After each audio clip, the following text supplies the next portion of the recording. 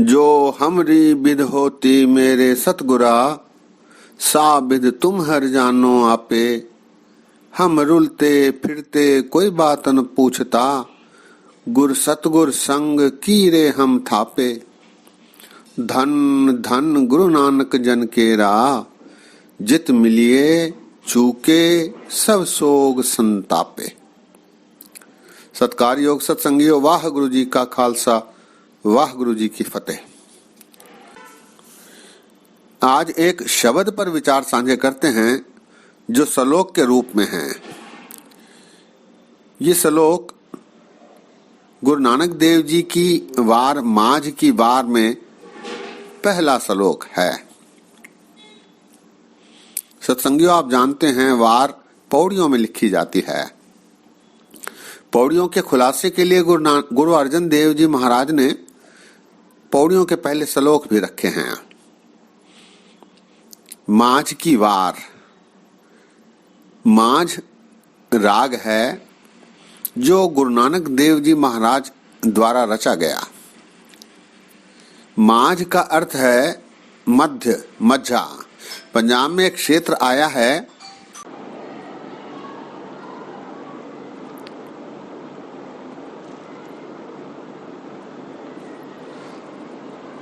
जिसे मझा कहा जाता है, माझा, मध्य।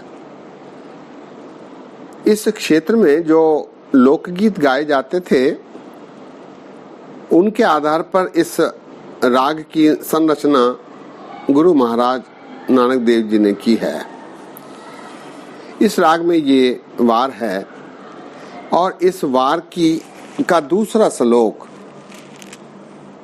ये श्लोक है। इस श्लोक में महाराज ने मनुष्य के जीवन का रेखा चित्र रखा है। कैसे मनुष्य पैदा होता है, उसकी अवस्था कैसे बड़ी होती है, बूढ़ी होती है, इस संसार से फिर वो प्रयाण करती है और कैसे वो फिर भवसागर में डूब जाता है। और ये प्रक्रिया निरंतर चलती रहती है, तब तक चलती है जब तक आत्मा परमात्मा में फिर से वापस विलीन नहीं हो जाती। संक्षिप्त सा ये श्लोक है। इसमें महाराज कहते हैं, पहले प्यार लगा थन दुध, दूजे माए बाप की सुध, तीजे भैया भाभी बेब, चौथे प्यार उपन्नी खेड, पंजवे खान पियन की धात, छिवे काम न पूछे जात, सतवे संज की या घरवास, अठवे क्रोध होवा तन नास, नावे धौले उभे साह, दसवें दद्धा होवा स्वाह, गए सिगीत पुकारी धा, उड़िया हंस दसाए राह, आया गया मया नाव, पिछे पत्तल सदियो काव, नानक मनमुख अंध प्यार, बाज गुरु डूबा संसार। नानक मनमुख अंध प्यार, बाज गुरु डूबा संसार। महाराज कहते हैं, मनुष्य बाल्यावस्था में जब पैदा होता है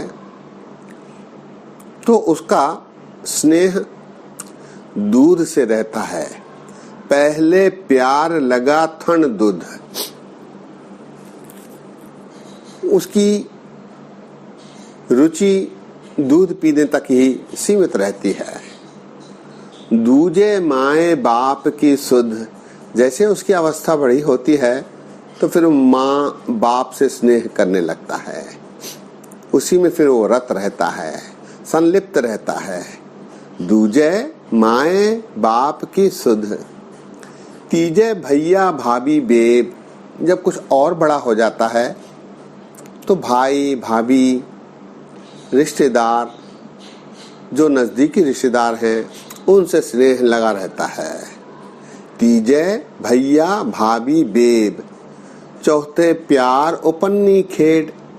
उससे थोड़ा सा जब बड़ा हो जाता है तो फिर वो स्नेह करने लगता है अपने साथी से, प्यार करने लगता है, उसमें उसकी रुचि हो जाती है। चौथे प्यार उपन्नी खेड, उस खेल में फिर वो रत हो जाता है। पंजवे खान पियन की धात, इसके पश्चात उसकी रुचि खाने पीने में हो जाती है, उसमें वो रुझा रहता है। छेवें काम न पूछे जात, उसके बाद उसकी वासनाएं बढ़ती हैं खाने पीने के साथ साथ। फिर वो वासना में इतना संलिप्त हो जाता है कि वो जात पात आदि भी नहीं देखता। छेवें काम वासना न पूछे जात, उसे उस जात पात का भी कोई ख्याल नहीं रहता। सतवें संज की या घरवास, उसके बाद उसकी उत्कंठा होती है कि कुछ घर बनाए, कुछ सामान इकट्ठा करे, आस्तियां जमा करे। सतवें संज किया घरवास, और जब ये सब उसके पास आ जाता है तो उसमें क्रोध भी उत्पन्न होने लगता है। अठवें क्रोध होवा तन नाश, वो बार बार क्रोधित होता है और अपने तन का विनाश करने लगता है। अठवें क्रोध होवा तन नाश, नावे धौले उभे सा। अब जब वो बूढ़ा हो जाता है, ऐसा करते करते मनुष्य बूढ़ा हो जाता है, उसके बाल सफेद हो जाते हैं। नावे धौले उभे सा, धौले अर्थात सफेद, बाल सफेद हो जाते हैं, अर्थात वो वृद्ध हो जाता है, बूढ़ा हो जाता है। और इसकार उसकी परिणति होती है 10वें दद्धा होवा स्वा, और फिर उसकी मृत्यु हो जाती है, उसे जला दिया जाता है। 10वें दद्धा होवा स्वा, राख में मिल जाता है। गए सिगीत पुकारी दाह, उसके संगी साथी जो होते हैं, रिश्तेदार होते हैं, वो रोते विलाप करते हुए, जोर जोर से चीखें मारते हुए उसे संस्कार करने के लिए ले जाते हैं, शमशान घाट ले जाते हैं। गए सिगीत पुकारी धा, उड़िया हंस दसाए राह। उसकी जो आत्मा हो जाती है, उसकी जो आत्मा होती है, फिर वो भटकने लगती है, क्योंकि उसने कोई प्रभु भक्ति नहीं की, केवल दुनियावी वस्तुओं में, दुनियावी मनोरंजन में वो लिप्त रहा। इसलिए उड़िया हंस दसाए राह, वो भटकता रहता है, उसकी आत्मा भटकती रहती है। उड़िया हंस, हंस कहते हैं आत्मा को, दसाए राह, वो कोई रास्ता उसे नहीं मिलता, वो उसकी भटकना जारी रहती है। आया गया मोया नाव, इस प्रकार मनुष्य आता जाता रहता है।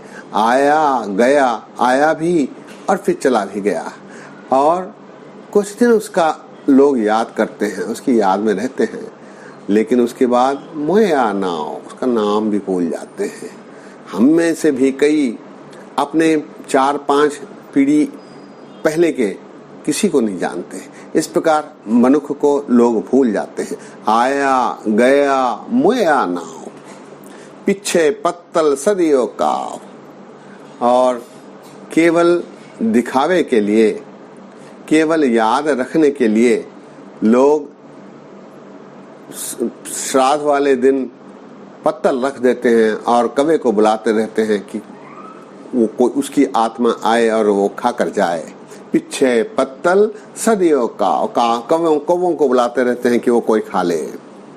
नानक मनमुख अंध प्यार, महाराज कहते हैं कि मनमुखों ने इस मायावी अंधे प्यार में अपना जीवन गवाया है। नानक मनमुख अंध प्यार, ऐसा प्यार बेकार ही है। मनमुख ही ऐसा करते हैं। बाझ गुरु डूबा संसार। गुरु के बिना, गुरु की भक्ति किए बिना, गुरु से कृपा प्राप्ति किए बिना, परमात्मा की प्राप्ति किए बिना डूबा संसार। ये संसार इसी तरह डूब जाता है। इस भवसागर में ऐसे कई अनेकानेक मनुष्य आते हैं और इसी प्रकार विचरण करते हुए वापस लौट जाते हैं। श्लोक एक बार फिर। महला पहला, पहले प्यार लगा थन दुध, दूजे माए बाप की सुध, तीजे भैया भाभी बेब, चौथे प्यार उपन्नी खेड़, पंजवे खान पियन की धात, छवे काम न पूछे जात, सतवे संज किया घरवास, अठवे क्रोध होवा तन नाश, नावे धौले उभे साह, दसवें दद्धा होवा स्वाह, गए सिगीत पुकारी धा, उड़या हंस दसाए राह, आया गया मोया नाव, पिछे पत्तल सदियों काव, नानक मनमुख अंध प्यार, बाज गुरु डूबा संसार। इस प्रकार मनुष्य अपना जीवन व्यर्थ में गवा देता है।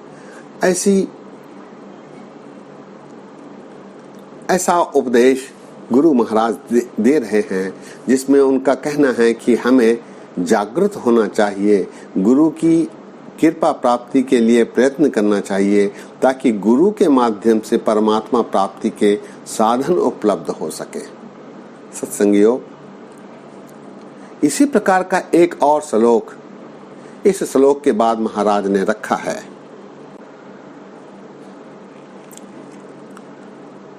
इस श्लोक में गुरु नानक देव जी महाराज फरमा रहे हैं, महला पहला 10 बाल तन 20 रवण, 30 का सुंदर कहावे, 40 पुर होए 85 पग खिसे, 60 के बोढ़ेपा आवे, 70 का मतहीन, 80 का व्यवहार न पावे, 90 का सहजासनी, मूलन जाने अप बल, ढंडो लिम ढूडिव डिठ में, नानक जग धुएं का धवल हर।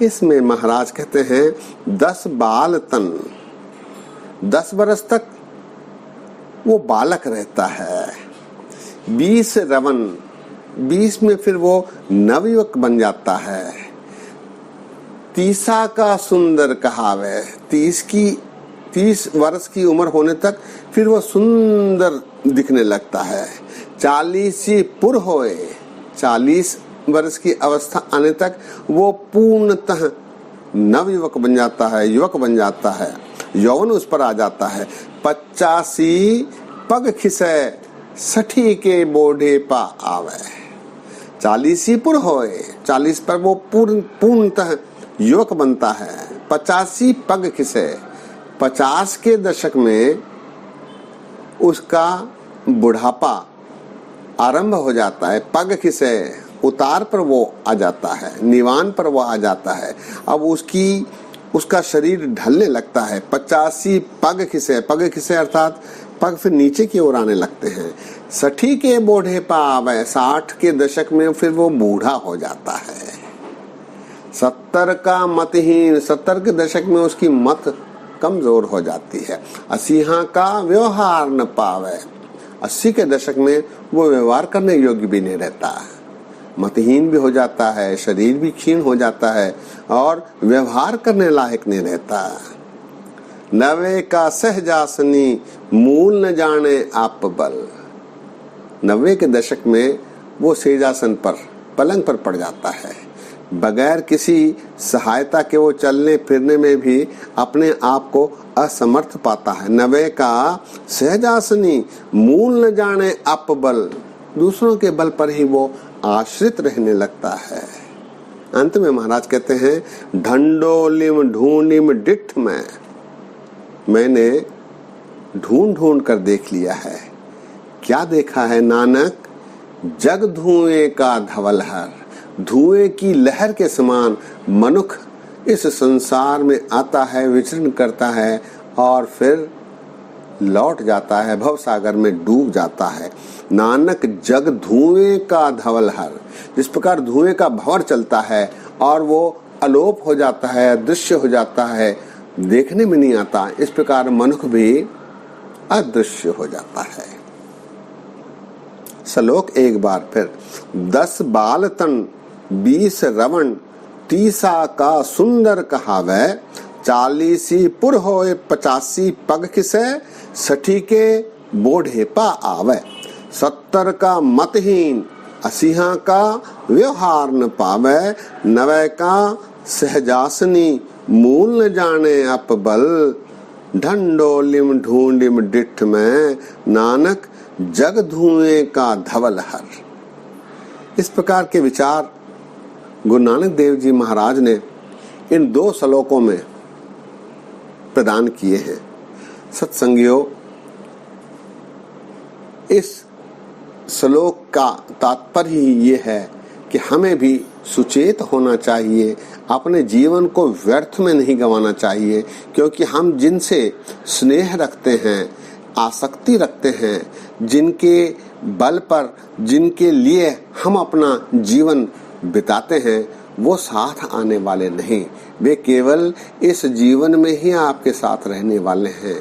इसीलिए परमेश्वर का ध्यान करना चाहिए, परमेश्वर के बताए हुए आचरण पर चलने के प्रयत्न करने चाहिए, ताकि इहलोक सुखिए परलोक सुहेले, नानक हर पव आपह मेले वाली परिस्थितियां हम सब की बने। सत्संगियों, आज यही विश्राम है। इतने विचार परवान करो।